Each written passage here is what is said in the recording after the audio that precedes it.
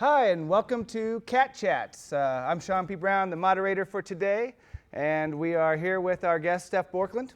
Real quickly, I wanted to go ahead and say thank you to our sponsors that make this happen, and I don't mean just Cat Chats, but I mean, Cat, Columbia Access Television in general, and that, of course, is our collaboration with Stevens College that provides us the space here in this beautiful HD Studio A, the city of Columbia, and the Missouri Art Council. Whew, let's start over. And the Missouri Arts Council, a state agency. We are very thankful to them. Steph, how you doing? I'm good. How are you? You're pretty excited about this. Oh, We've been yes. talking about that quite a bit lately. So, I am very excited about this. I'm glad one of us is. Our people are here to see you and listen. What are we going to do? We're going to talk about a little bit about Steph's career in general, the path that has got her to where she is today. Mm-hmm. And I think that the theme overall is, obviously you're a filmmaker, that's what we're talking about, right. But you're a teacher and an educator, and not just in the literal sense of being a professor here at Stevens, mm-hmm. but in life. And I think just using your filmmaking as an educational tool. Right. Is that right? Have I said everything and given you nothing? Or? No, that sounds great. You nailed it. All right, great. So, and we're going to delve into that deeply throughout the next 90 minutes and talk about all the different things that got you to where you were. Mm-hmm. But I think let's start with before you were here. Okay. Right? Yeah. Unless you had anything else you wanted to say. No. Introduction-wise. No, I think that's great. Okay. Well, I mean, we were going to joke that I have a face. No, you don't want me to go there? I wasn't going to say that. Darn it. I thought that was funny. It's just not true. Right. So filmmaking is in your blood. Absolutely, it is. And since talking to you a couple weeks ago, we were sitting down talking about some of this stuff. I've been doing some research on my great-grandfather, and we've always been told since I was a kid that he worked in Hollywood for a few years. He was a casting director. And so after speaking with you, I called my aunt and I said, okay, I need the whole story. I want to know what's going on because I'm going to do this interview, and I would love to talk about my great-grandfather and how important he is to our family. And because that whole side of my family, for the most part, has been an actor or been on stage of some sort. And I'm the only one that's behind the camera because that's where I prefer to be. But it was actually, I found out that my great-great-grandfather is actually the one that started the movie theater in my hometown of Independence, Kansas. Oh, okay. And so when he passed away, my grandfather was in the, I think, Navy or Army or something like that. And he came back home then to run the theater because he was an only child. And then in 1925, he moved to Hollywood. Okay. And he was an assistant casting director at First National Pictures, which was eventually bought out by, or merged actually with Warner Brothers. Wow.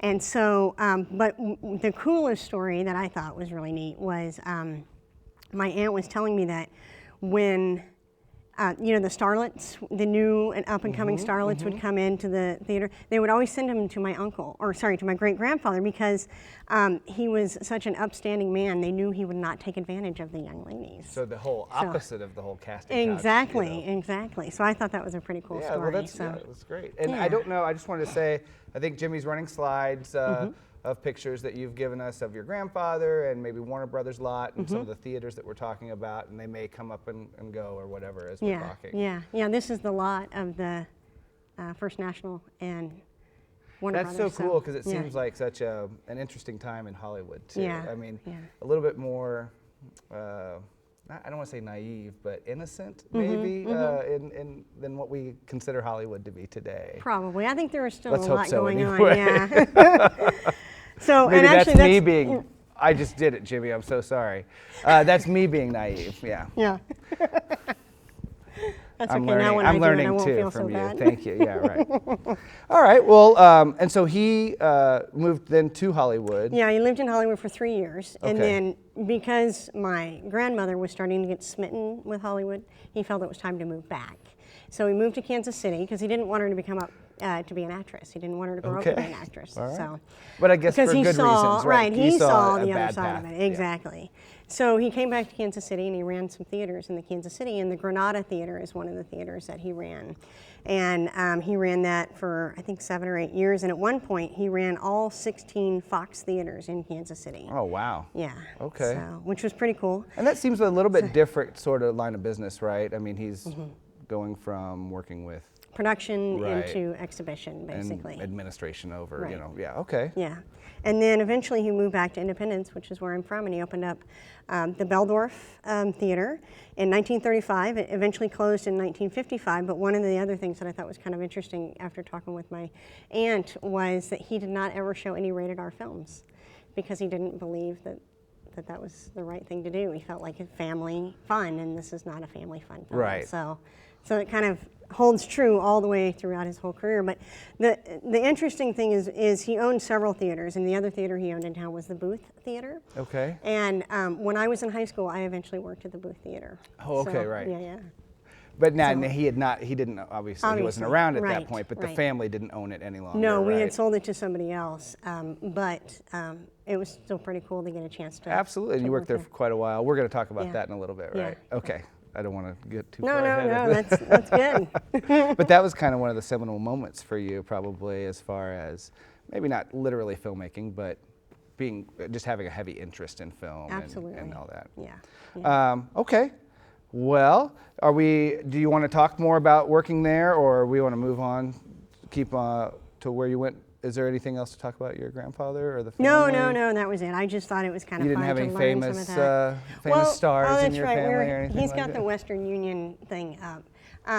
He's got one from Montgomery Clift, I think, or no, Robert Montgomery, and then Clark Gable and Jean Harlow. There's also a few others.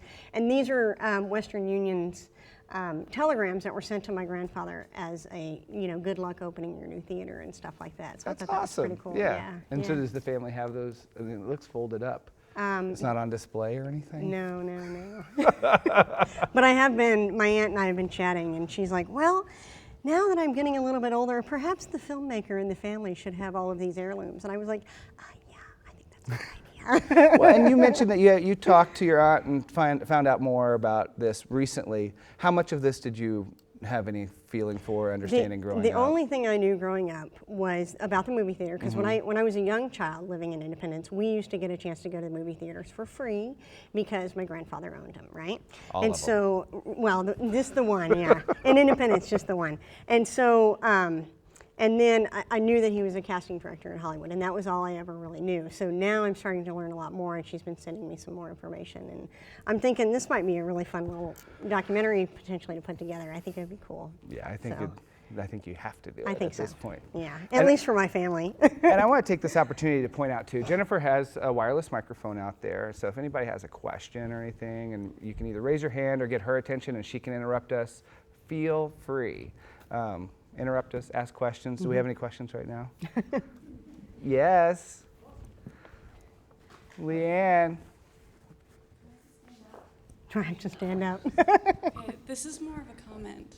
Remember in American cinema when we talked about how we both knew Independence and I Yes. had been to Independence? Yes. My family owns that theater, the Booth Theater. No way. That's awesome. It's now called the B&B Theater. Really? Right? I don't know. I don't know that much about it, but I know they renovated it. That's awesome. That's So pretty, we should It is a work on small- the movie. yeah, that together. is a Yeah. crazy That's all little- I have to say. That's See, awesome. That's Right one on. more thing why I love about Leanne. You know? That and that shirt she's That, wearing. that shirt we'll get she's to that. got on. That's right. All right, so I don't know. Do you want to talk about working in the theater in high school, or where we headed next? Well, I think just the thing that I don't know. I mean, growing up in the movie a little bit and hearing about my grandfather and things like that, I've always been interested in it. I never wanted to act or do anything like that, but somehow just being a part of films was always Right. really exciting. So getting the opportunity to work in the movie theaters and really learning, I mean, even just the simple things of putting all the reels together, Right. the film together and how it works, and, seeing the sound and the light and all of that. Well, and as I said, it's kind of like a language too. If you're learning it from that basis, from the very nuts and bolts and the ground floor and working up, I mean, you just understand it Yeah. in a way that, people that just go to school or whatever, maybe they're missing out a little bit, like Leanne. Yeah, yeah. But yeah, with the reels, and were you saying like you worked there as a teen all the way through your high school years. Yeah, I actually was hired, I think, at 14 and worked all through high school. And I used to work in the projection room, and they'd never had a woman do that before, so I thought that was pretty cool. Absolutely. And we saw everything. I mean, we could always watch the movies, of course, the night before, the night we were putting them together. And my best friend, Rick, who we'll talk a little bit about later, also worked there. Oh, okay. And so he and I watched like every single movie that would come through. So it was fun. It was one of the best jobs I think I've ever had. It was and so great. even if you didn't know I wanted to do that, Right. you were definitely like this. Something. This is special to me. Yeah. I love film and the way. Yeah. All right. Cool. Yeah. That's great. All right. So, KU, was this after high school then? Yeah. You sure you want to talk about this? Leanne's wearing, the person that made the comment earlier is wearing the Rock Chalk Rock. Jayhawk. Rock Choke Jayhawk J. shirt. Boo. No, it goes go KU, right? Not boo KU. Yeah, all right. Yeah. So somebody forced you to go to Kansas University. right, Okay. right, yeah. No, that was by choice. So no, one of the things we were kind of talking about was my dad and how I had told my dad when I was getting ready to go to college. I said I want to go to film school, and he said absolutely not. You will never get a job in movies, and you need to go get a degree in something. He didn't care what; it just couldn't be in filmmaking. So. I took 6 years to get through college, and by the time I got to, I think it was like the 4th year, I said, Dad, I think I'm going to move back to Kansas. I'm going to go to KU because I'd gone to school in Florida for a little while. And I said, I'm going to major in film studies. And he said, I don't care if you get your degree in underwater basket weaving. You get a degree. And so I said, he just perfect. wanted to see you see something through, basically. Well, he right? wanted me to get out of college because he Right. was tired of helping me pay. So I did. I went to KU and I majored in film studies. And I think the most influential class for me was there was an editing class I took. And KU is, it's a film study, so it's history and theory. So I took all the production classes as electives. I mean, I took as many as I could as electives. And so I took this editing class. It was just a basic editing class. And we were all given the same material in class. And we worked in groups of, I think, 2 or 3. And when we all came back together, of course, there were like 6 completely different projects, even though we were all given the same stuff. And I know a lot of the film students who have probably been through that. But that was like it for me. I watched that and I thought, oh, that was a good cut. Oh, that was a good cut. Or, you know, I mean, Right. thinking it completely changes the story so many times. Absolutely. So that was it for me. When I watched that, I thought, okay, now I want to edit. Now I know what I want to do. And this, correct me if I'm wrong, this editing class, was the female professor or the female teacher? No. Am I on the wrong? No. She was. This is the grad school stuff, No, right? no. She was at KU. Okay. But she was the only female film professor Okay. at KU. All right. Everybody else, of course, was not. And so, and being a female in the film industry, as you know, is Sure. pretty slim. And so, I just thought she was the greatest, and she was just my mentor all through college. And you so, said you naturally gravitated to her, obviously, and which I think is part of the whole overall theme here is that, you know, we talk a lot around here of how there's not enough women in film. Right. But, you know, Hence one the t-shirt. Yes, Citizen Jane, Citizen Jane. support. Sorry, microphone, Jimmy.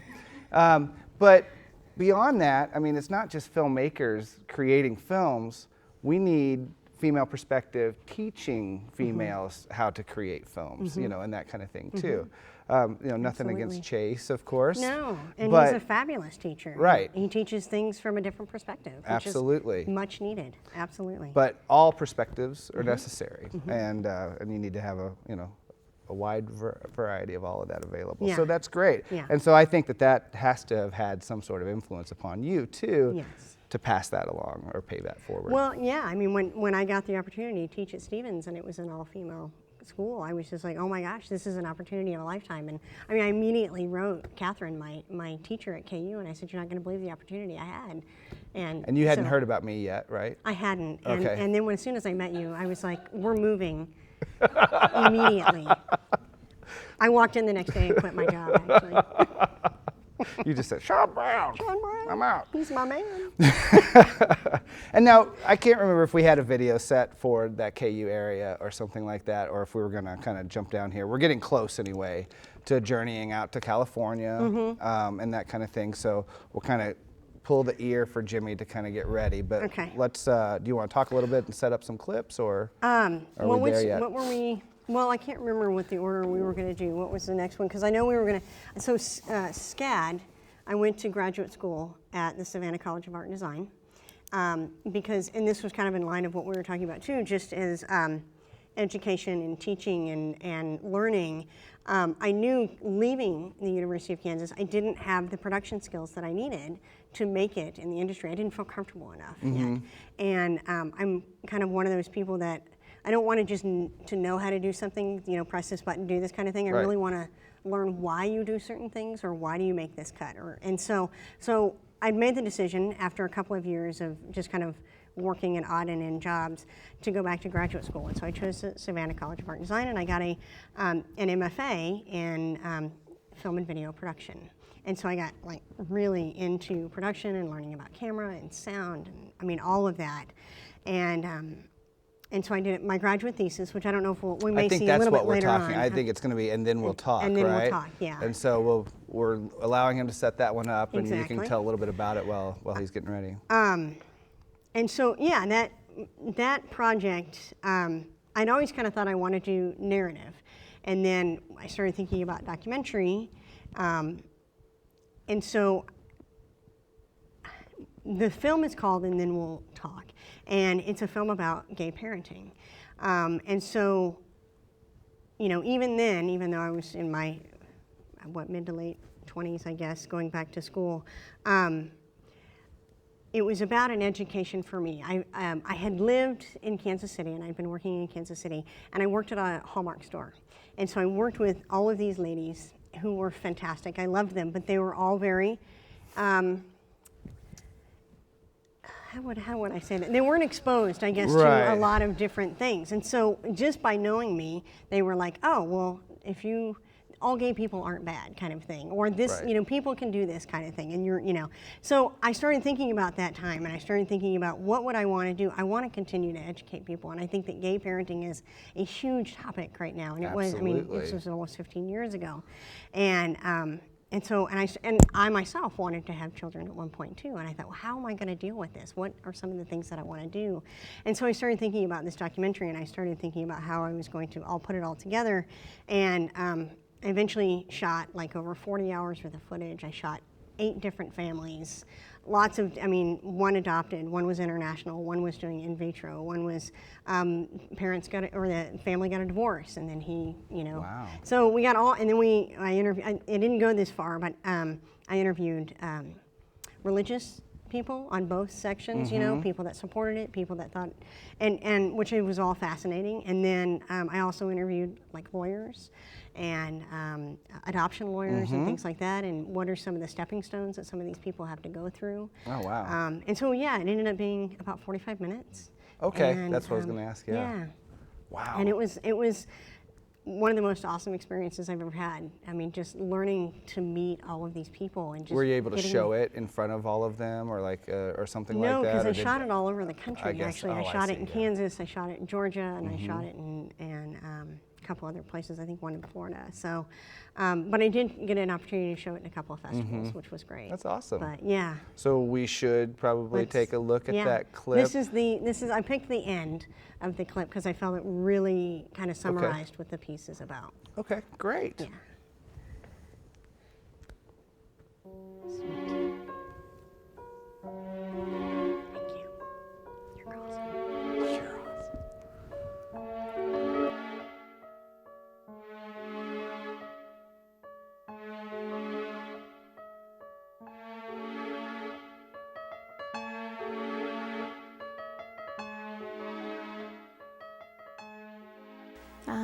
You have to think about things that you normally wouldn't. How do you have the baby? You know, is the child going to suffer any negative consequences just because of its parents? And do you protect the children? I mean, how out are you? You know, how many people know that you're gay? And those are questions that you have to answer as a gay couple deciding to raise a child that you don't even think about as a straight couple. Now, on the flip side, I think there are some positive things. You know, when gay couples decide to have children, they think long and hard about it. Because we're no different. I mean, we're different because of our sexual preference. I think it's hard for anybody to raise kids. There's so much. Kids are so worldly so early. So I'm not even sure it's a gay and lesbian issue. It does add a few more layers to the onion. Lots of people, gay and straight, have kids for all the wrong reasons. But I do think that most gays and lesbians who have kids, there's been so much thought and discussion that has gone into it. It's not, oops, I ran out of birth control pills and here's Junior, or, you know, mom screaming for a grandkid, you know. Mom's usually screaming for you to marry the opposite sex, and they'd be happy if you just stopped there. Yeah. But there's a whole commitment there and a dedication and such a strong desire to go through all these things to become a parent. You know, someone less committed would walk away. I truly kind of challenge people to come up with a real, honest reason, not due to your upbringing or your religious beliefs or whatever. Give me an honest reason why I can't be a good parent. And I don't want to hear that you're gay so you can't be a good parent, and I don't want to hear that broken record. You give me an honest, logical reason why I can't be a good parent, and then we'll talk. That's awesome. Thank you. Really think so. I think that just trying to get that information out there, getting viewpoints, perspectives is so important. So you were able to show that at some festivals? I was, yeah. Yeah. One in New York and one in Los Angeles. What was that experience like? The one in New York was great. The one in LA was not as attended as the one in New York. But the one in New York, I probably had close to 40 people there. And the response afterwards was amazing. It really reinforced that it was a good topic, and people related to it, which was exactly what I was hoping for. Was that, you know, I mean, obviously this is a journey that I was hoping to eventually go through, you know, and so I'm guessing there other people have been through that as well too, and so yeah, it was really reaffirming. It was great. And again, touching on the whole, you know, using your filmmaking as an educational tool, not purely, of course. Right. There's entertainment in there. I mean, I was laughing and it was yeah. enjoyable, but like it's educational at the same time. All right, that's awesome. Yeah, thank you. Yeah, that's really cool. Okay, so and you were making that right as your It was my graduate thesis, right? Yeah.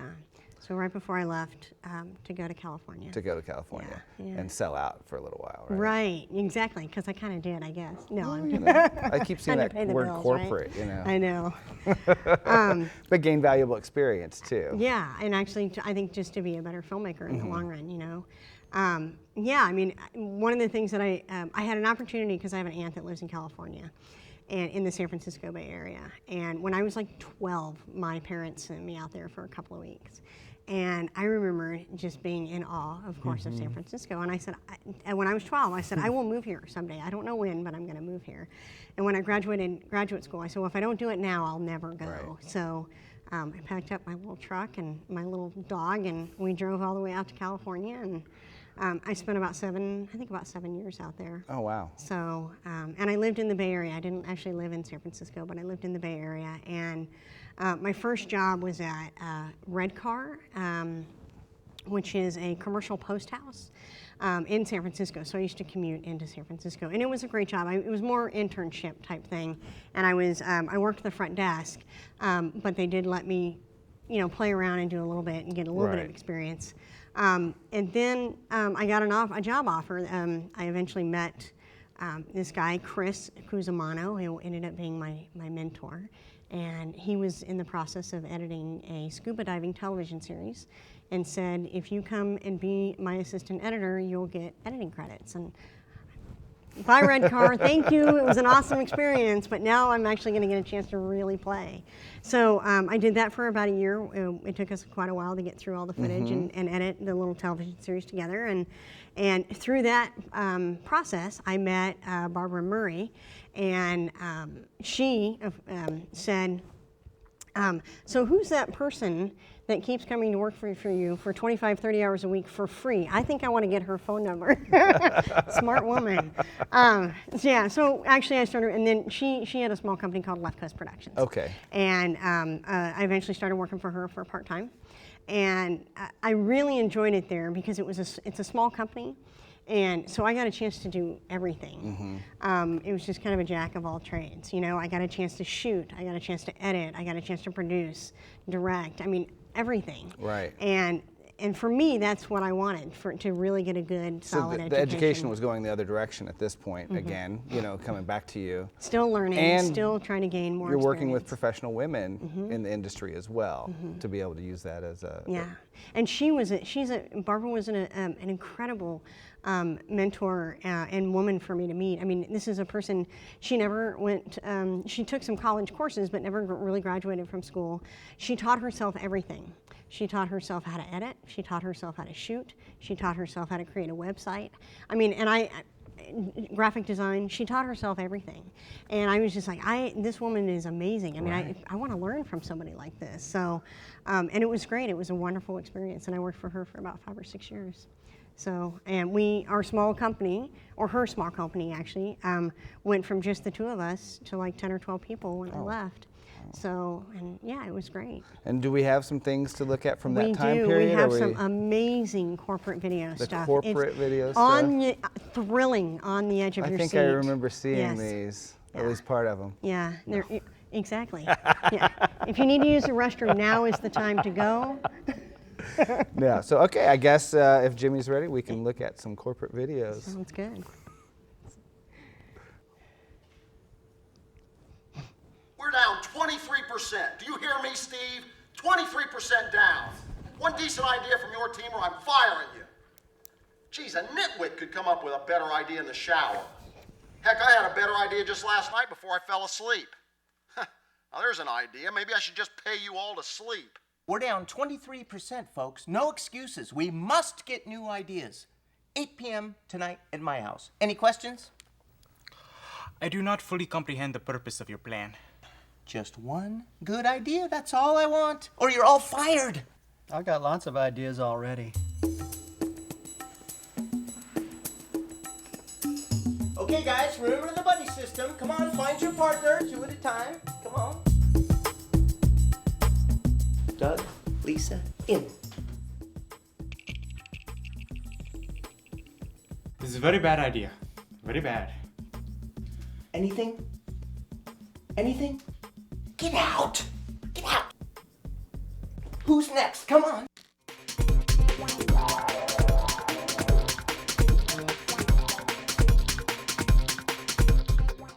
Hi, Lenny. Please share with us the steps you take to complete the monthly audit. I'd be happy to. First, I randomly select one of my representatives to audit. This month I selected Cynthia. Now, Cynthia has no idea that she's been selected. Is that correct? Correct. When conducting our monthly audit, we must do so without the employee's knowledge. So once you've selected your employee, what's the next step that you take? Next, I use the monthly timekeeping observation form to document my observation. I make sure to notice Cynthia's activities. When she arrives to work, when does she timestamp, and what does she do with her time? Meaning, does she immediately start work or does she begin to work before she timestamps? Breaks for lunch. I'll look for activities that indicate she's breaking during her scheduled time, if she takes her full lunch break, and make sure she's not conducting work-related activities during this lunch break. That's why salespeople make the big bucks. Who are we kidding? We love the people, but we're in the game for the financial rewards that sales can bring. The rewards can be great, and that's why we constantly train, practice, role play, read the books. We want to get better. You can go too far, though. Overthink it, wondering what technique brings the most money. Sometimes you can get obsessed with it. The buyers were standing right in front of me. They were beguiled and easily influenced. But what was the point? Commissions. My technique was perfect. My closing flawless. I didn't know where they ended. And I began. Yeah. Okay, so obviously some of that stuff is like just mind-numbing, right? As far as content goes, but it's beautifully shot. You know, that you had to make choices as far as like, you know, to go to the clipboard or different angles and that kind of thing. It's well lit. It's very creative on those levels, I think, you know, especially that last one. Yeah, I mean, Barbara, and that's one of the things that makes Barbara so unique is that her goal is always, whenever that she gets hired, is she asks, when she's asked to write a script, because she's the one that writes all the scripts, can I make this a little humorous? I mean, because the truth is corporate videos are, they're pretty boring. Training videos are awful, right? Especially out of context. Yes. Like the way we were watching them, you know. And just in general, you know what I mean. think, yeah. But that was really actually one of the greatest things about her is that she really does add the humor. And when she could, I tried to pick. Obviously, there's a couple of different ones there. There are a couple of funny ones, and then AT&T, which is of course very dry. And we tried very hard to do some funny ones. And she wrote a bunch of scripts, and we got the scripts back, and everything was crossed out that was funny, and it was all, of course, the dry stuff. But and you were saying you did like 100 of those. Yeah, we did 100 videos in like 9 months, and so I helped, you know, I guess coordinate some of that and. A little bit of the lighting, and not much of the shooting. She had hired professional shooters for that. But I'd say for the most part, it was me and an assistant editor. We did all of the editing. I think it looks great. So thank you. Absolutely. Your check is in the mail for that one. I know that was a tough one to say, yeah.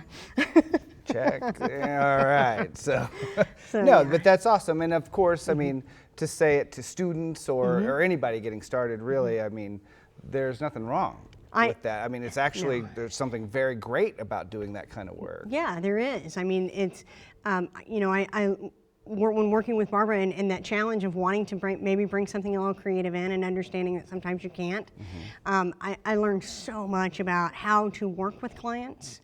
You know, our language is very different from their language, and their language is very different from ours. I mean, I remember getting a phone call from the guy, my contact at AT&T, and we would talk about different videos and the edits, and so, you know, he would say, well, that thingy, could you move that thingy for me? And well, let's talk about what the thingy is, and then I will move it for you. And so, but that then became the terminology that we used. And so it's just coming up and learning how to talk to a client. And that was huge. I mean, that was just an amazing education to be able to do that.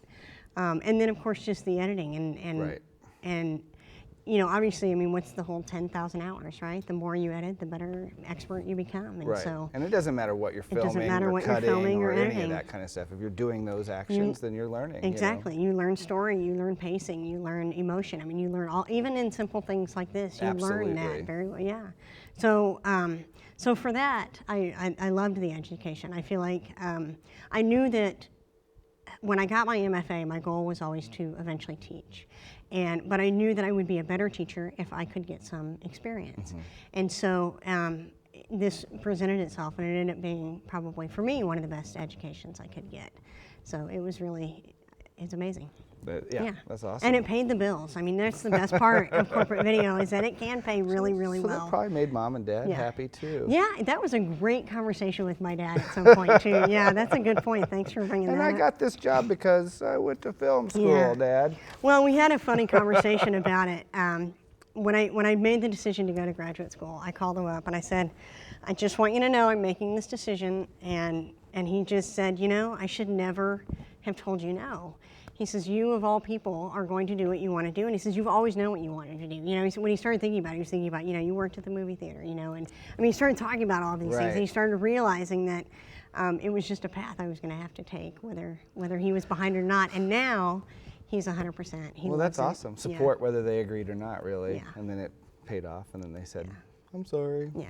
Well, I actually, what I ended up telling him was I said, you're actually my inspiration for this. He's worked at State Farm for 45 years, and he loves what he does. I mean, I may think it can be boring. Sorry, Jimmy, I just hit the mic. I may think it's boring, you know, or not my kind of work, right? But he has stuck with it, and not only that, he's, you know, all those little silly, well, sorry, Dad, all those designations, I didn't mean to say silly, all those designations afterwards, I mean, he's got a bunch, because he has continued to learn his work and to make himself better and different things like that. And so, you know, just having that as a role model was awesome. So he was like, okay, I'm gonna support you on this. That is awesome, and be able Yeah. to translate it from one train of thought to another kind of thing. So that's awesome.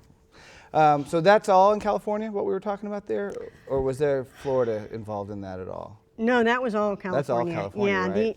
the other thing that we had in California was that Your Indies are showing. Oh, right. Yeah. Okay. And so that was a clever little web series. That was the other thing that Barbara was really great at. Was we always did the corporate video stuff, but we also did a lot of fun stuff. We did a couple little docs. We did a couple little narratives, and so we have the Your Indies are showing, which is the web series, and then the other clip that I did when I was at Barbara's was the wrong number. Oh, okay. So I'd So like we're to in show that- that in that too. ballpark, yeah. too. And the wrong number is a narrative that she wrote, produced, and directed. And I was part of the production team. I was the editor, and it was also my acting debut. So we thought we would show that too. Yeah. So this might be a group of clips also that includes wrong number. And Your Indies are showing. Your Indies are showing, and maybe even that commercial that Jimmy likes so Oh yeah, the much, too. Doritos. But I did that We when I wanna was in hold off on Florida. that But one? either way, we can show that too. Okay. Yeah, yeah. They're all kind of similar in Yeah, they vein, are. maybe. Yeah. So whenever you're ready, Yeah. Mr. Sorry, Jimmy. I think I may have thrown you off on that. We'll see. He's pretty good. Time for a lightning round. Okay, we have 20 seconds.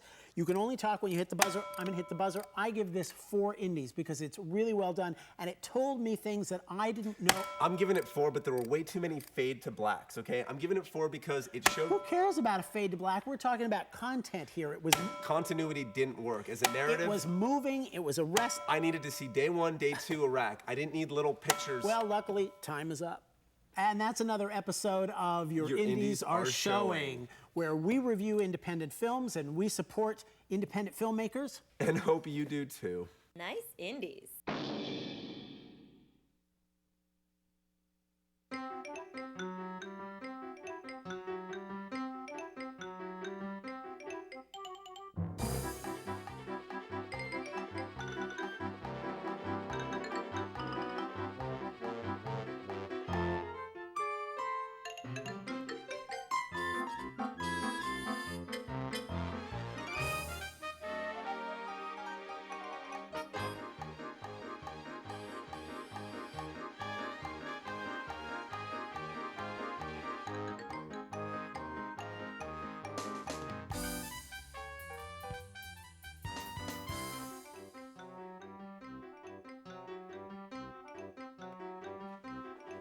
Delivery?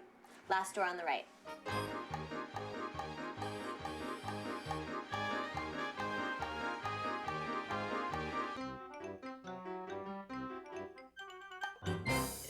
Yes, yes. I am so sorry that you did not receive that yet. We'll make sure you get it today. Okay, let's start from the top. Name? My name? No, my name. I don't know your name. Just need a signature. I just need some chloroform and a rope. Whatever, lady. Just sign it. This whole day better not go like this. Un todarito.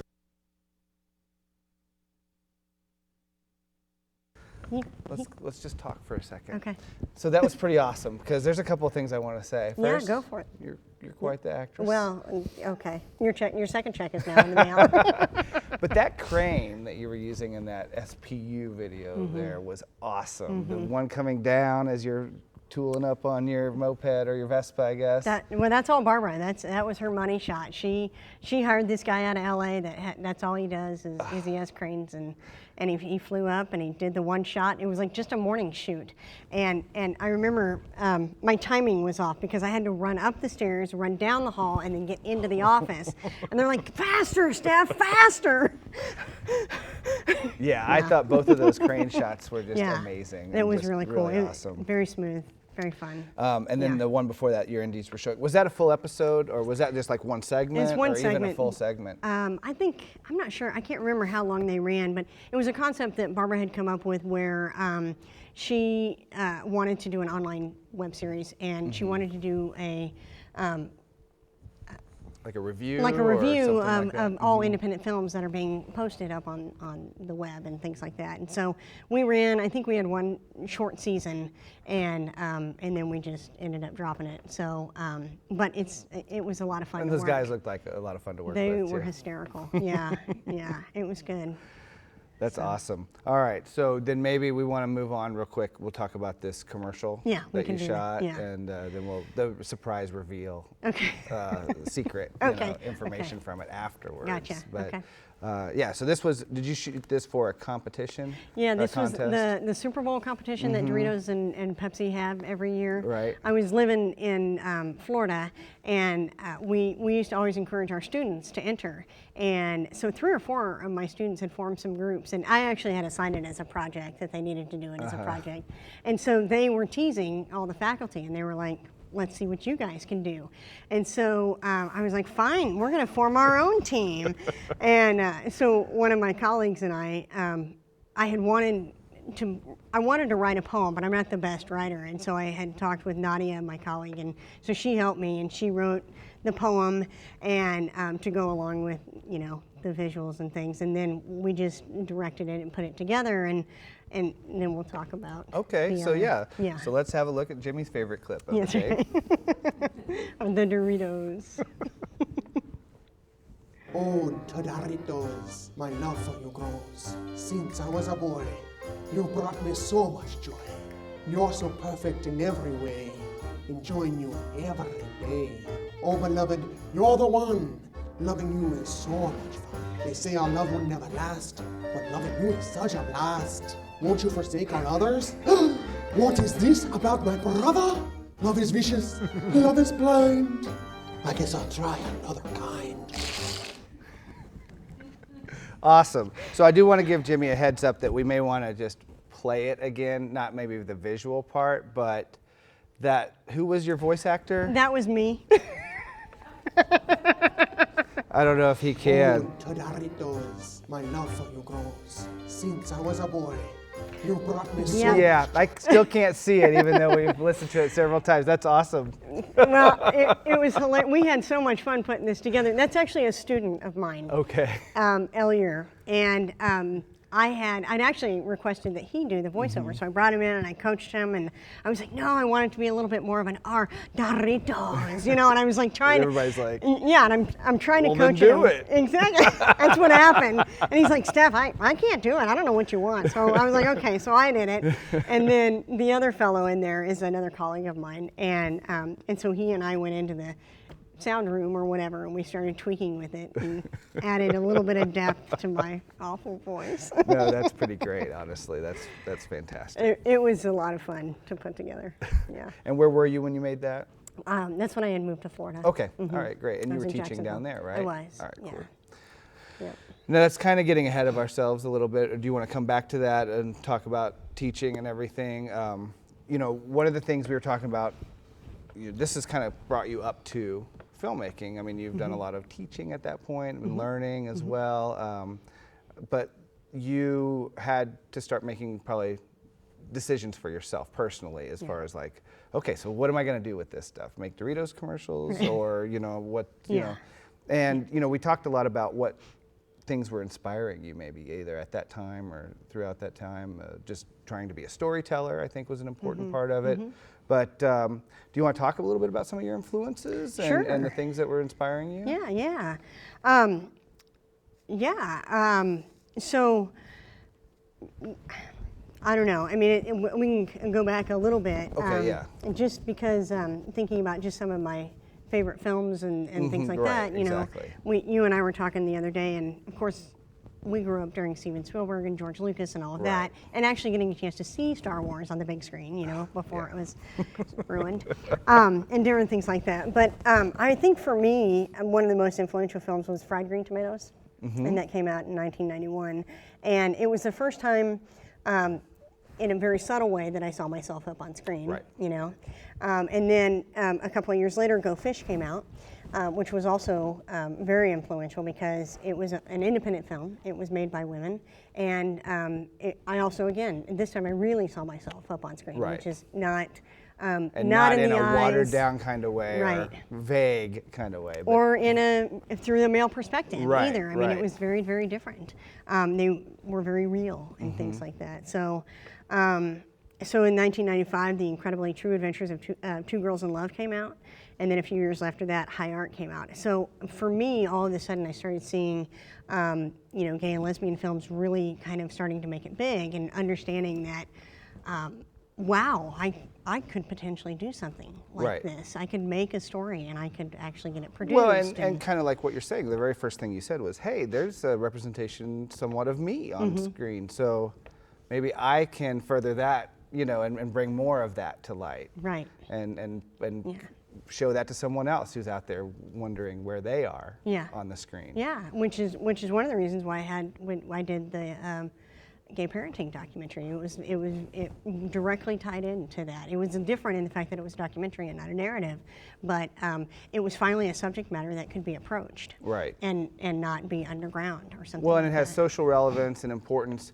but it was specifically important to you as a person too. Yeah. And you know, you were doing some research there in a way too, as well. Am I going to head down this path as a parent or not? Right. So yeah, that's great. Yeah. So you mentioned Go Fish. That's Guinevere Turner, right? Yes. Was she here?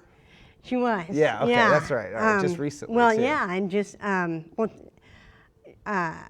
remember, you know, watching that film and just, you know, kind of being in awe of I mean, just everything about it, the shooting, the story, I mean, everything, and I do remember, you know, as goofy as it was, going, wow, wouldn't it be cool to work with her someday, you know, and so, which I know we'll talk a little bit more later about I Am One, but I kind of thought, well, maybe for I Am One, I'll just, because I noticed I'd done a little bit of research and she was doing more and more shorts. And I thought, well, I'll just reach out to her. And then I was like, no. And then Chris was like, yes, you have to. This is always a vision you've had, so you got to do it. So. Well, and going back to these films that you're seeing, and you know, I think there was that moment when you're in your teenage years working at the theater. You're like, okay, I think I love film, you know, but maybe this was the step from that to, wow, I don't just love film. I can make film possibly, and then also provide different perspectives to the world too, to educate. Well, and getting the, sorry Jamie, I did it again, the education myself. I knew that I needed to, not only did, I just think it's so important to understand why you do what you do. I just think that it's really important, and that's why I felt film well, school you was certainly important. can't improve upon what you do or help others if you don't understand why or what it is that you're doing. Yeah. So. Okay, so, you know, I think that's probably when you stepped into trying, you know, kind of being an artist as well and looking at expressing, you know, we've talked a lot about education and spreading a message and that kind of thing, but I mean, it's an expression, a form of expression, and that's art. It is, and it's hard to grasp sometimes, because people will ask you, "Are you an artist?" And my automatic response was, "Well, no, not really," you know. But I am. Well, you even know, that's watching what the corporate is. videos, which I seem to be just, you know, beating up left and right. You know, there was a lot of art, high art in them. You know, it's not just what the people are saying. You know, you're supplementing that with visuals that make it much more interesting.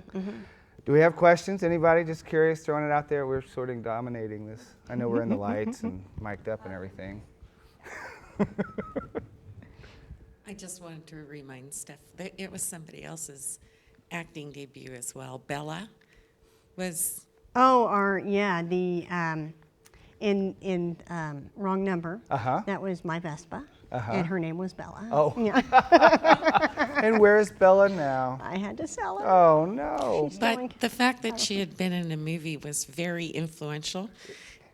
When the guy bought it, right? He was so enamored that's right. That she had been in a movie. That. He was like, "This has been in a movie." Well, yes, it is. I'll take it. Oh gosh! I mean, you can do that with any piece of. Right. I said it's a short film. No big deal. I was in it. Not going anywhere. All right. So, how long was it? You know, what time frame are we talking about? Go Fish and this, where you're, you know. I was in my early realizing- 20s when that came out, and let's see, 94. I think I graduated. No, actually, I transferred to KU in KU in '94, and I know, and so and then in '99, that's when I went to graduate school. Okay. So. In that time period, sort of. Well, yeah, I think seeing Go Fish, and that's when I transferred to KU is when I actually went into film school at that point. It was Okay. film studies and film history, but and some production, but that's when I really thought, this is it, I'm gonna go. This is what I want to do. This is what I need to do. And that was just kind of a pinnacle point, I guess, for me to make that decision. And then realizing once I got into graduate school, I remember with my advisor at the time, I kept kind of referring back to Go Fish, and she, which was great, I mean, she said to me, "Steph, that's already been done. I want you to start thinking along the lines of something else. I want you to think, what do you want? What's your message? What do you want?" Which I wasn't necessarily wanting to do exactly what Go Fish was doing, but I think it was just, I don't know, there was, that was kind of about coming out and that kind of stuff, and it was like a lot of those stories were coming out at the time, and so it's really, let's move the movement, I guess, forward and do something and a little bit change the different. conversation a little bit at least, or a little different angle on it. And you knew that you didn't want to just make a movie where somebody rides a motorcycle real fast and does stuff. Maybe you do want that, but you had a point behind what you were trying to create. Right. Well, that's what I needed to hear from her, and then I really did a lot of soul searching, and I thought, at the time, I had a couple of friends that had children and were in relationships, and I thought, wow, that is such an interesting dynamic. She was married and had a divorce and was now dating a woman, and I thought, that's so interesting. And then at the same time, also, my sister was starting to have kids, and so seeing my sister and her husband have a family, and then seeing my friend and her partner have a family, it was like, this could be really interesting. Yeah. And how does it work? Not everybody gets a divorce, right? I mean, some people do. But how do women who know that they're gay, how do they have children? Right. And so learning, I guess, the different avenues that are available to And that gay was with families. through your thesis project? Is it still, right. Yeah. And so what, I know we're headed towards this subject here. Was this I Am One, is that the first script or idea or avenue that you kind of thought of? Or It was the first narrative I wrote. And I was living in Florida at the time, and I had been an editor at this point. I mean, I was in California for 7 years, and then I had also done several documentaries when I was in Florida, and I thought, I really want to do a narrative because I had been reading a lot about, there were some kids in Minnesota in this one area, and quite a few of them had committed suicide due to bullying. And I just remember going, gosh, this is just awful, and so that was kind of I thought, I need to write my story, because I started, of course, bringing up memories. I mean, and my memories are nothing like what these kids were going through. I mean, I had some, but nothing to the extent, I think, and so I want to definitely clarify that. But it was still important to me, and I think one of the things that we try and teach the students is, when you come up with an idea, don't just take the same path that everybody thinks. Start thinking about it in terms of how can you present the same story but a little bit differently. Right, so first of all, throw out Harry Potter, right? Right. Get rid of him from your script, which is probably what you deal with a lot here. Oh, sorry, Chase. Chase, that's what Chase complains about. Does he? Okay. Harry Potter all the time. That's hilarious. But so I'm sorry. No. I totally sidetracked that. So with this, then, you wrote this script how long ago? I probably or started at least. Yeah, like 3 years ago. Okay. And for those of you that don't know, we're talking about I Am One, I Am One, which is your short film that you've been working on in earnest for the last year, basically. Yes. I mean, physically working on it as opposed to just the script, maybe more than that. Yeah, a little bit longer than that now. You've shot it. You're working on the editing, and is it a near literal story, or is it, how close is it to your story? And maybe you can enlighten us a little bit on that. Yeah, it's the concept is there. So when I was starting thinking about what I wanted to do, I absolutely believe that victims' stories need to be heard, but that wasn't the story I wanted to tell, because I think we hear that a lot, and I think it's important that we hear it. But my goal was to think of it in terms of an educational route, but what is it that we can do to make a difference? Because all of us have the opportunity to make a difference. Not all of us are gay, not all of us are of an ethnic background that's going to set us apart. But what is the one thing that every single human being can do? And that's to make a difference. That's to take a stand. And so I started thinking about my best friend. When I was in high school, we were at a track meet together, and somebody yelled from across, the track, something like "you dyke" or "you fag" or something like that. And of course I was mortified. I was just like, oh my God, I cannot believe this just happened to me. And I wanted to crawl in a hole and, not come out. And my best friend, Rick, just looked at me and he said, hey, what a jerk. Mm-hmm. And that was it. I mean, for me, it was like, wow, whether he knows I am, because I didn't come out, he still loves me for who I am. He's still my friend. And that was it was so empowering for me to be able to hear that and to know that I was okay. Especially at that age, and I'm sure whether he thought about it or not, he had a lot of peer pressure on him as to what his reaction was supposed to be or could be. Yeah, exactly. And he was just, it was amazing for me to feel that. And I thought, that's, I think, what people need to hear, is that we all, whether you know this person or not, but to have some sort of support system. And so I am one that is capable of. Mm-hmm. I am one, I can make a difference. Make a difference, right, absolutely. Yeah. So we should look at the clips there Whoops, of that, and then we can come back and talk a little bit more about that and all the production process. Okay.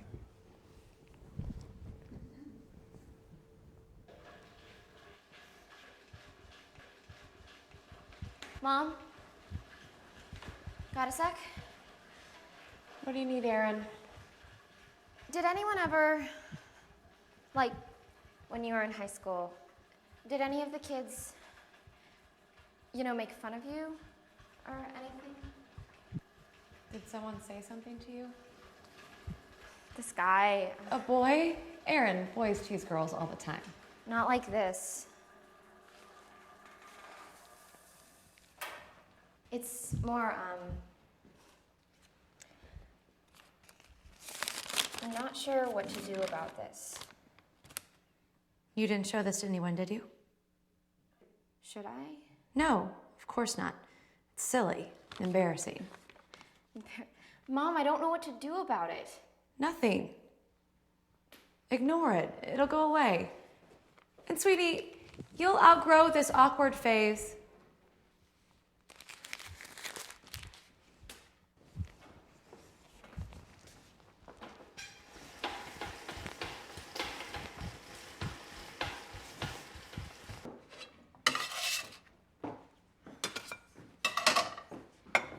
I went all out tonight with your favorite grilled cheese.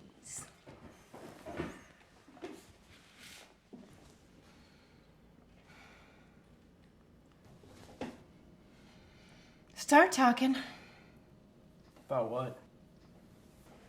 I believe the manual for moms of teenage boys says that if they do not devour their food, something's up.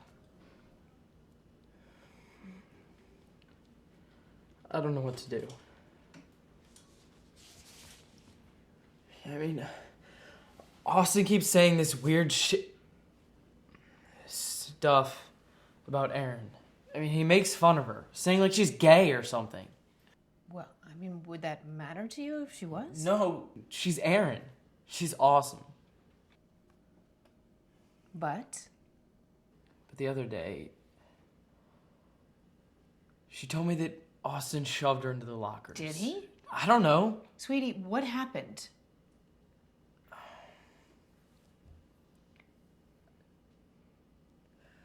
I saw him do it. He hit her so hard. I just stood there. I didn't do anything.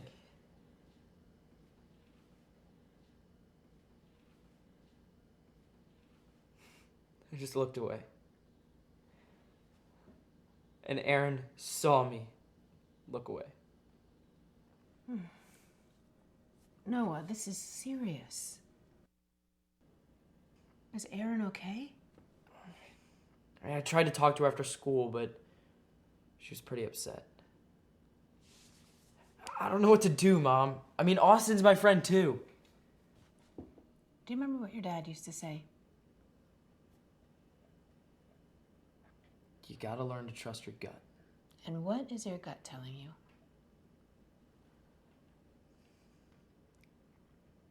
It's not right.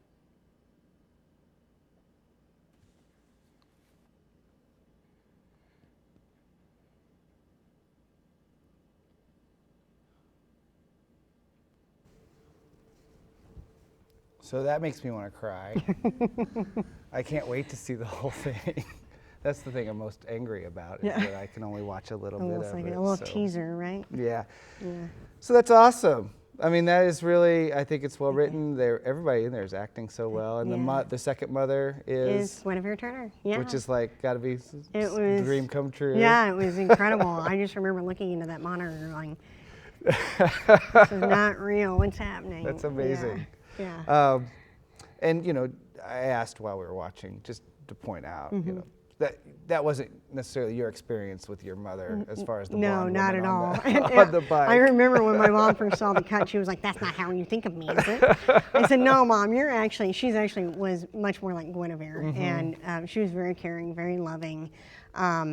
But it was, for me, story-wise, I just really wanted to show the isolation of Erin completely. I mean, she had no one to turn to, and that's why it was so important for Noah to do something for her. And I don't know personally, but you know, it certainly seems like there's confusion about a lot of those topics, especially with parents, and so it does seem more of what you would expect, I guess, as far as parents being, even if they're making mistakes somehow. Sure. You know, blowing it off or pushing it away or whatever. Yeah. Well, maybe they themselves don't know how to deal with it, and so Right. they're the best thing to do is just put it under the rug. So. And so all those things are why you're trying to create a film that about a topic like this and trying to talk about it. Yeah, I think one of the things that I want to do with the film as well is I want to write a curriculum to go along with it. And so not even, it's not just about for students, but it's also for administrators and teachers and counselors, and then potentially also for parents, maybe to have them show at PTA meetings or different things like that. I think, you know, the film is going to run about 17 and a half, 18 minutes, and it's perfect timing for a teacher to be able to show it in class. And then have, you know, some really good discussion afterwards, I think. Well, and your timing is pretty good too. I mean, it's great, the steps that we've taken. I mean, 10 years ago, I can't even imagine like thinking, oh, I'm developing a curriculum for something like this that I'm going to try to show to people in public, you know, and or in 15 or 20 years ago, it's just, you know. So now that's so wonderful that we can even have that as a possibility. Yeah, I think, absolutely. You know? Thank you. And it's going to have more and more and more projects like this, I think. Yeah, I hope so. But let's talk about the production a little bit. You know, your team, I think some of them are probably here. Yeah, most of them are here, actually. And that kind of thing. But yeah, all your producing, the collaboration.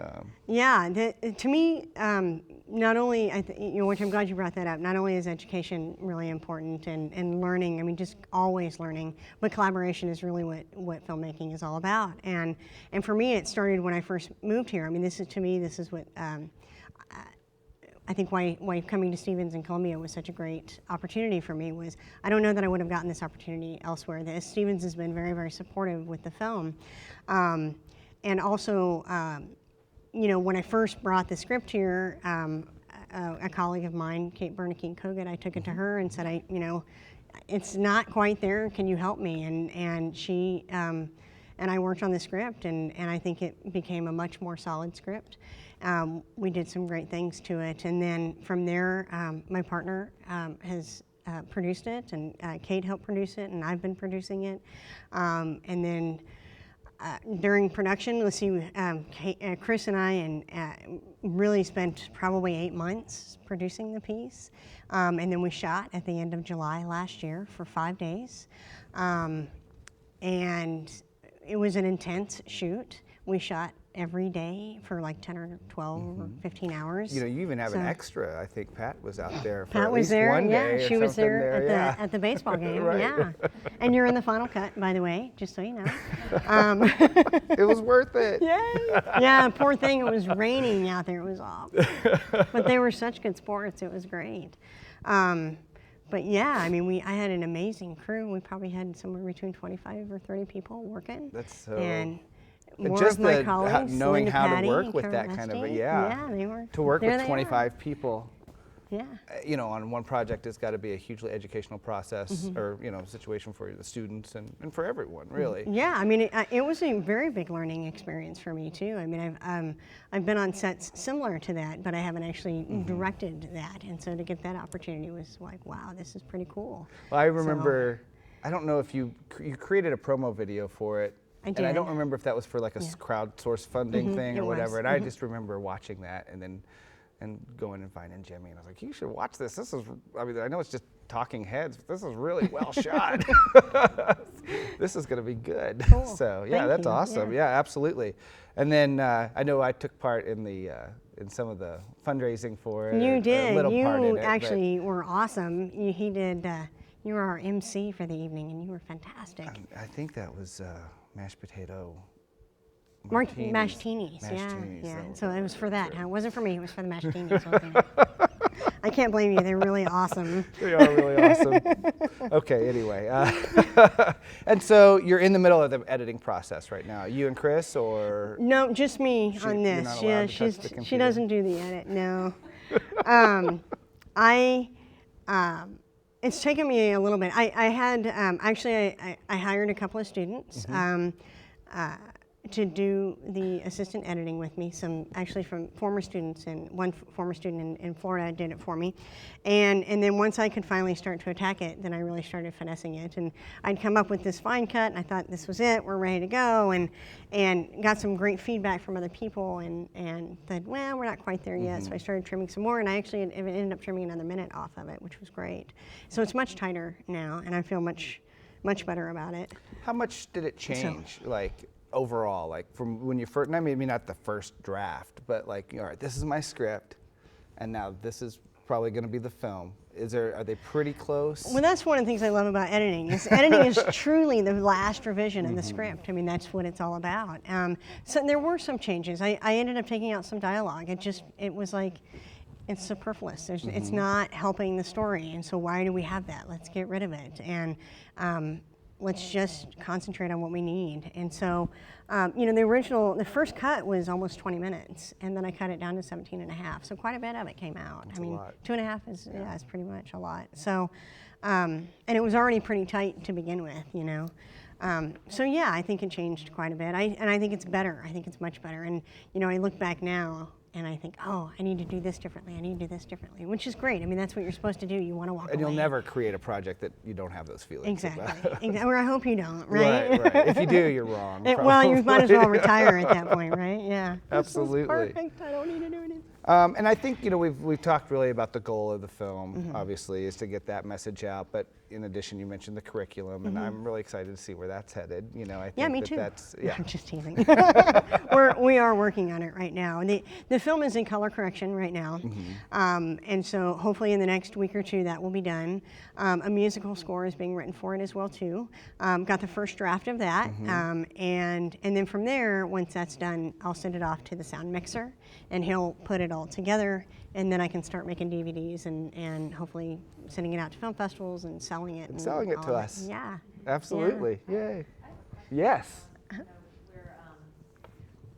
Columbia Access Television. We're here in Columbia, Missouri, on Sure. Stevens College campus. You shot this locally. I Is did. that? And you know, I don't know if you could speak a little bit to what it's like working in a Midwest town, working in Columbia, as opposed to maybe some of your experience where in the Bay Area, for instance, when Okay. you know that seems a more traditional place to do films, or I Sure. mean. Or even cheaper. Is it cheaper here, or Yeah, easier if to you get could permissions? address or- that, that'd be great. Yeah. Great, yeah.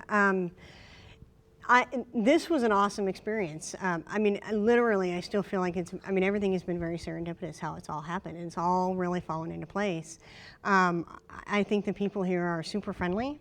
I think they've had some experience, I think, with people coming in and shooting, so that there was, you know, for the most part, people were really open. You know, Chris had gone around and looked at all the high schools and started calling, you know, Columbia Public Schools, and we were able to secure Rockbridge High School, and which was a fantastic location. It was amazing, and they were really great. I mean, they kind of didn't quite get total free reign. You know, we had designated areas and things like that. But when things began to change, like for example, we were supposed to shoot. Where was it? I don't remember. I think we were supposed to shoot in a in a hallway, or not a hallway, but an atrium area. And Chris, you know, it was like midnight or 12:30, and Chris said, "I just want you to know that you're not going to be able to shoot there tomorrow morning." And I said, "Okay, you know, keep in mind this is 12:30, and we have a call time at 6 a.m." And so I said, "Okay," and she said, "But don't worry about it." I told her, I said, "We'll go to Plan B, which was this another area," and she said, "Well, I hate to tell you, but that is also unavailable," and fantastic. But she said, I've been talking to other people, you know, she was taking care of things at the high school, and said, I've got us a couple of locations that we can maybe go into, and the library was one. Well, we get there, and we're going to start setting up, and they said, oh, no, you can't shoot in here because we're going to be cleaning the carpets and things like that. And so Chris, being the awesome producer she is, said, would you like lunch today? Can you do this at like noon or 1 o'clock so that we can shoot in the morning and then they can come in? And so anyway, but for the most part, they were great. I mean, they were fantastic. We were able to shoot there. We shot at Chase's in-laws. They were fantastic. They went away for the weekend so that we could shoot at their house, which I was just like, that's amazing. And then we shot at Kate's house as well too. And I think that was it. I think those were our 3 main locations. So, and Chase's house actually acts as all 3 parents' house, which is hilarious. Well, and you mentioned how Stevens supported as well. And Stevens is such a unique experience of a college, I think, with the way they are, you know, intertwined with your film, with Citizen Jane, with Columbia Access Television. I mean, it's just, we're really fortunate to be able to work with people We like are. that. I mean, President Lynch helped with the fundraiser, which was great.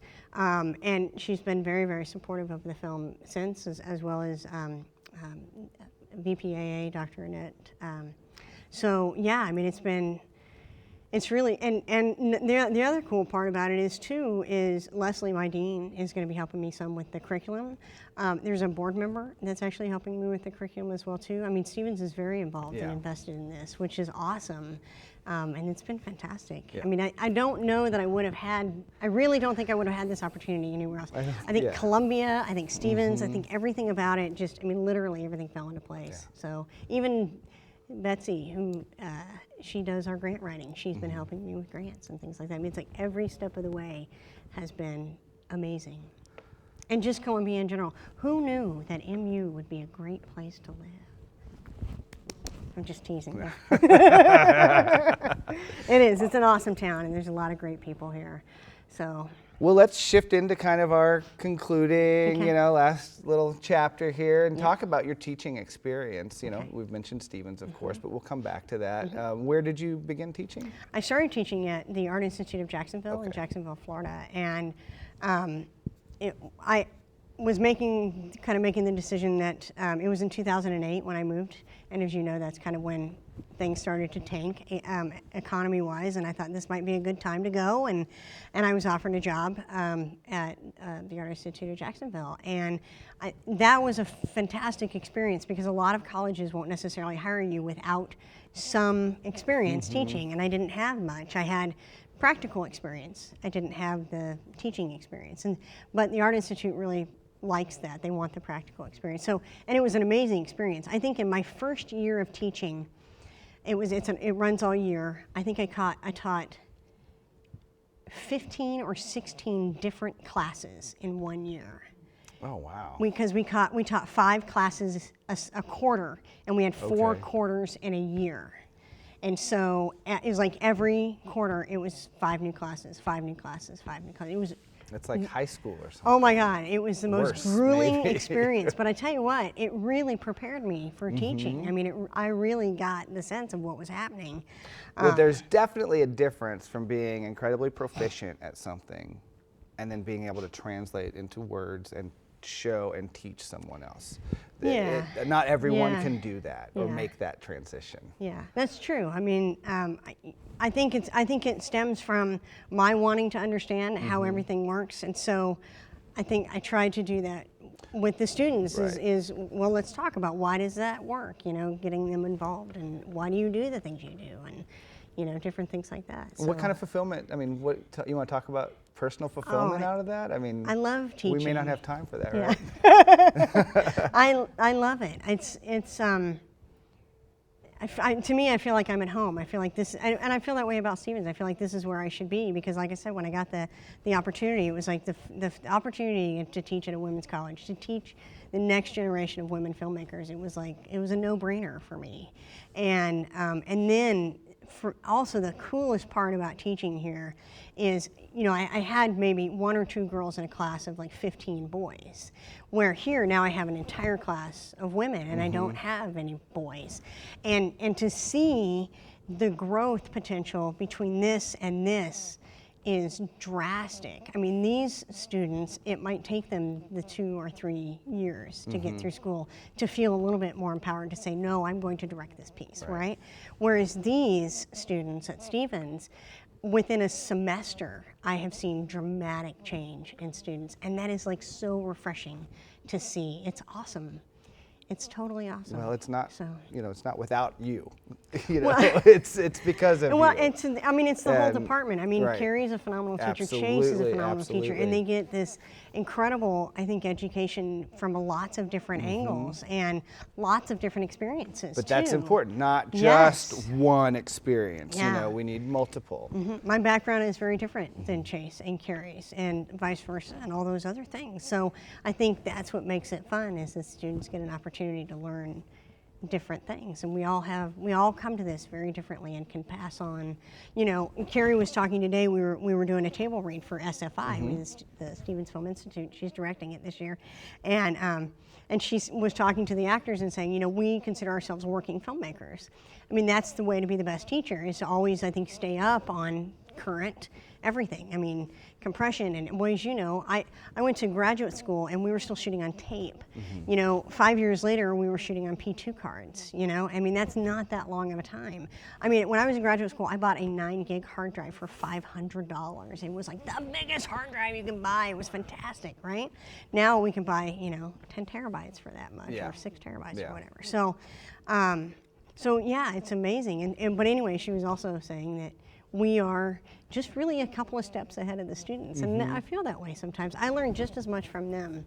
I hope that they learn from me too. Well, and on that topic, you know, you mentioned a student when you were at the AI, right? Oh, yeah, Heather. She was phenomenal. The coolest part about Heather was she was a working mother. She worked full time. She had 3 children, and one of the children was 3 months old. And now she was going back to school full time. And I just remember being in awe of her. I was just like, wow, I'm just so impressed by this. And the great thing about her was that she stuck with it and stuck with it and stuck with it. And her senior project, she entered into the Student Academy Awards, and she won. For, I mean, and we're talking competition. Just to clarify, Student Academy Award is really what it sounds like. Yeah. We're talking Hollywood, we're talking MPAA and actual Academy. Exactly. And which they went, exactly. Did you went to Hollywood? I did. I went and saw the ceremony with 2 of my colleagues. It was amazing. It was so much fun to see her up there, and to think that, you know, there were 5 different teachers at AI, and to think, you know, the 5 of us as a team were able to teach this student the things that she needed to accomplish this amazing, and it's a phenomenal project. I mean, it's just an amazing project. So yeah, to me, that was like, teaching wise, I don't know that I could have had a greater compliment, I guess, you know? That's, so yeah, I mean, it's a very parental kind of thing, honestly, it is. You know, watching someone go off and flourish. Yeah. Not necessarily without you, but, you know, on their own at least. Oh, I hope they flourish without us. I mean, that's the whole goal. But even there, she was already. Yeah. And seeing it. Yeah. Plus, she had so many, I don't know if challenges or whatever, or, you know, but just life. You know, she had a lot of life going on and wanted to pursue her passion at the same time, was able to do that. Yeah, it was pretty incredible. All right, so I don't know. I kind of want to talk a little bit about your philosophy on filmmaking to wrap it all up. And, you know, the what I've kind of pulled out of it is, you know, you you can't create a film without trying to teach something, or at least I don't mean like teachy, you know, but to get a message across. Right. And I mean, it sounds like a lot of responsibility, really, as far as a filmmaker goes, and that maybe you take on that responsibility beyond just blowing stuff up, even though that's okay too. Yeah, yeah. But I mean, you want to talk about that? What you find as far as like, what do you consider a filmmaker's responsibility whenever they're, especially if they're choosing to make films that have a message in them? Yeah, I think it is such an amazing medium, and it is such an empowering medium that I think in some cases I think it's almost irresponsible not to do something. I believe in films and they should be entertaining, absolutely. I mean, that's what it's about. Movies are entertaining. But I do think that messages are really important too. Subtle is okay, you know, overt is okay too. I mean, it doesn't, but I do believe that if you have that kind of power, and I do talk to the students about this too, do it for the good. Do something amazing. Don't just make a film for nothing, or you know, I mean, the whole goal, I mean, that's what you want, is you want people to see it, and so that's what it's about. Even if that goal is to entertain, that can be a valid goal, right? Sure. I mean, you know what I'm saying. I mean, think not so. every single movie has to teach you how to live correctly or whatever. But if you're going to make an entertaining movie, accept that responsibility seriously and do it right, you know, and don't be lazy or don't, you know, whatever, absolutely. that kind of thing too. Put 110% into it, because it's you. I mean, that's what your product is, and you want it to be the best that you can be. So, but not every film has to just be pure candy either. No. Some of it's fine. I mean, some of it's fine. I mean, but I think even just having some sort of good message. I mean, I think that's what it's about. Is, you know, we've been given this amazing, you know, medium to do something with, and you know, do something cool with it. Yeah, use it properly. Yeah. Responsibly. Yeah. Help do something. Absolutely. Do we have any questions? We can take a question or something and kind of wrap up and let Steph off the hook here finally. No, I'm just teasing. But we have to thank Livy for coming. She was also at the IM1, and she was a huge part of the production. She had a gray IM1 shirt. Is that like a crew shirt or something like that? No. Oh, you got a green one, didn't you? I did. I got a green one. I thought I saw her with a gray one on. She probably had a gray one on, yeah. She was first AC for a day, and she was producing and doing all kinds of good stuff. See, that's what makes it fun, is when the students come on set with you. That's awesome. Well, what's going to be really fun too is in about 5 or 6 years, and students are calling you to come be the cameo or the mom in a film for them or something like that. Exactly. Well, they won't be calling me to act, I can tell you that. They're going to watch these clips They will tonight now that they saw this. What the heck? Steph, I think it's a good idea to stay behind the camera. Well, all right. Well, thank you so much for joining us today. Yeah, sure. Sorry. I was just curious, what kind of feedback did you get from your students who were on the set? Yeah. What was the experience like for them? I think it was pretty positive. I think they got a lot out of it. I think it was, at least I hope they did. I mean, the goal was that they were able to kind of, you know. Libby. All right, Livy, awesome. You're better than I am. Being on Steph's set was absolutely amazing. It was pretty much my first actual film set that I was on that ran like it wasn't just a little school project. It was a real film, and the crew that she brought in from, I believe a lot of them were former students. They are. It was just amazing to work with other people who weren't in Columbia, but who like knew their stuff, and they were just willing to teach just as much as Steph was. And it wasn't like a Stevens College production, so they weren't there to teach, but they were so willing to. Does it help shape the way you want to behave or be, you know, on a set with people younger than you or something like that? Definitely. Someday? If I am ever in a position that, like they were, I don't want to be the crazy director. I don't want to be someone who shouts at people. I want to be someone who really takes the time and looks at it as a family production and like collaborative. And yeah, it was just really inspiring. Awesome. Thank you. That is sweet. Well, she's Livy's a pretty phenomenal student. She's one of the students that wants to make documentaries, and she wants to do good. So that's awesome. That's good. Yeah, I have experience with Libby. She's Yeah. pretty awesome. She She's is. working with us right now on a Yeah. couple things too. So Very cool. Well, thank you. Thank you so much. You know, this is important for a lot of reasons, but you know, if nothing else, you're definitely affecting a lot of lives right now, myself included. Awesome. So Thank you. I really appreciate being able to share this with you and be a part of it. Thank you for And being here. Absolutely, This is, absolutely. when Jennifer asked, I said, Sean, please. So yeah, once again, thanks again to Stevens College, City of Columbia, and let me say it correctly. I'll just read it word for word. And the Missouri Arts Council, a state agency, and of course, Jimmy. All right, thanks. We love you, Jimmy.